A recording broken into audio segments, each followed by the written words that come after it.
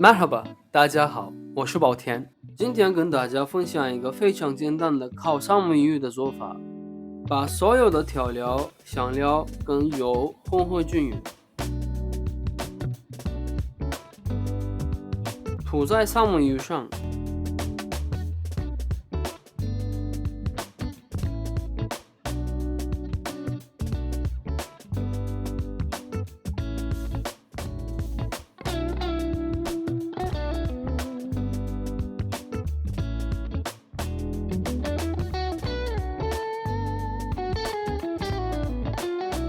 放一些黄油，放一点石头草和柠檬片，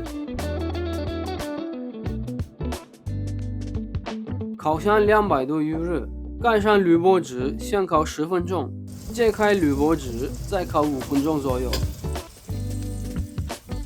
好，三文鱼就做好了。肉质鲜美的三文鱼，搭配新鲜的石螺、柠檬，希望你们也会喜欢。阿菲托孙，请慢用。